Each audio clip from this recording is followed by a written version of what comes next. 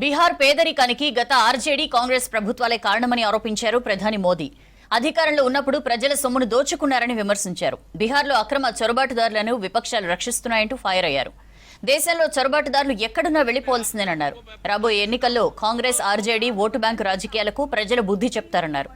NDA హయాంలో బీహార్ శాంతి భద్రతలు మెరుగయ్యాయని చెప్పారు మోదీ. साथियों, बिहार के विकास की ये गति, बिहार की प्रगति कुछ लोगों को रास नहीं आ रही है। जिन लोगों ने दशकों तक बिहार का शोषण किया, इस मिट्टी को धोखा दिया, आज वो ये मानने को तैयारी नहीं कि बिहार भी नए कीर्तिमान बना सकता है। आप देखिए, बिहार के हर क्षेत्र में हजारों करोड़ रुपए के डेवलपमेंट प्रोजेक्ट पर काम चल रहा है। बिहार के राजगीर में हॉकी का एशिया कप जैसा बड़ा आयोजन हुआ। ओटा सिमरिया पुल जैसे ऐतिहासिक निर्माण कार्य बिहार में हुए। Made in Bihar rail engine Africa तक एक्सपोर्ट होकर जा रहा है। लेकिन ये सब कांग्रेस और आरजेडी वालों को पच नहीं रहा है। बिहार जब भी आगे बढ़ता है, ये लोग बिहार का अपमान करने में जुट जाते हैं। अभी आपने देखा होगा, आरजेडी की सहयोगी कांग्रेस पार्टी सोशल मीडिया पर बिहार की तुलना बीड़ी से कर रही है।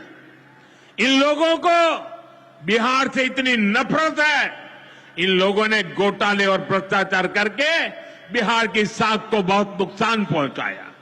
अब बिहार को विकास करते देखकर कांग्रेस आरजेडी ने फिर बिहार को बदनाम करने की ठान ली है।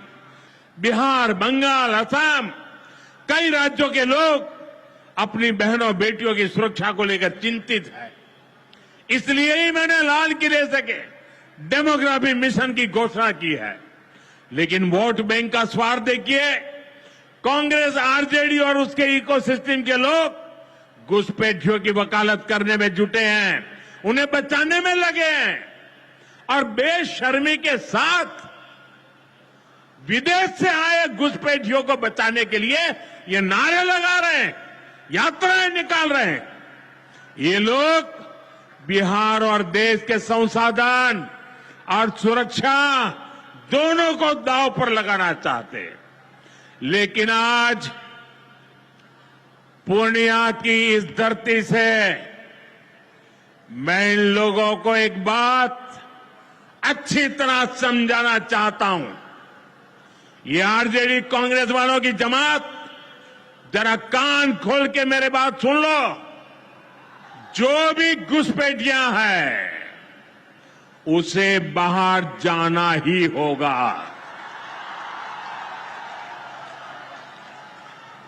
घुसपैठ पर ताला लगाना एनडीए की पक्की जिम्मेदारी है। जो नेता बचाव में खड़े हैं, जो घुसपैठियों को बचाने के लिए मैदान में आ जाए, मैं जरा उनको चुनौती देता हूं। आप घुसपैठियों को बचाने में चाहे जितना जोर लगा लें, आप घुसपैठियों को हटाने के संकल्प पर काम करते रहेंगे।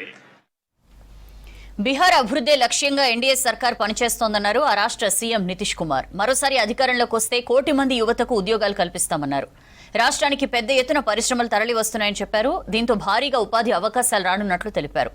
డబుల్ ఇంజిన్ పాలనలో డెవలప్మెంట్ డబుల్ అయిందన్నారు సీఎం నితీష్.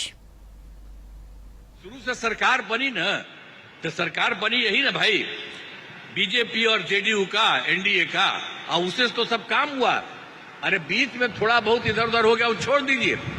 अब कोई सवाल ही नहीं पैदा होता। हम लोग कोई चीज नहीं करेंगे, हम लोग मिल करके ही सारा काम, और कितना ज्यादा काम करवा रहे हैं। तो यहां पर तो जितना काम हुआ उतना काम हुआ और बहुत कुछ कर दिया गया है। आप जानते ही हैं कि बहुत काम किया गया है। सभी वृद्धजनों, ये जो हैं दिव्यांगजनों और विधवा महिलाओं को मिलने वाली पेंशन की राशि, जो पहले 400 रुपया थी, उसको बढ़ाकर 1100 कर दिया जाए, 1100 कर दिया गया है। आप इसमें 1 करोड़ 13 लाख लोगों को फायदा हो रहा है। तो हर एक तरह का बहुत काम किया गया है। और दूसरी बात है, पहले कोई हर घर बिजली थोड़ी थी, बहुत बुरा हाल था। हम लोगों ने उसको जो पूरा किया, अपने सरकार में ही जो शुरू किया, और उसके चलते ये काम हुआ, और उसके चलते हर घर में बिजली पहुंचा दिया गया, और उसको बहुत कम पैसे पर किया जाता था। लेकिन अब इसके बाद हम लोगों ने तय कर दिया कि अब उनको बिल्कुल मुफ्त में मिलेगा। अब आप सब लोगों को जो घर में जितना है बिजली मुफ्त में दिया जाएगा, कहीं इधर उधर नहीं। ये सब हम लोगों ने तय कर दिया है। एक एक तरह से सब काम कर दिया गया है। बहुत तरह से सब तरह से काम हो ही रहा है, और हर प्रकार से हम लोगों ने तो बहुत तरह का काम किया है। और इसके बाद आप तो जानते हैं कि एक काम और है कि 20 में हम लोगों ने 10 लाख सरकारी नौकरी, 10 लाख रोजगार शुरू किया।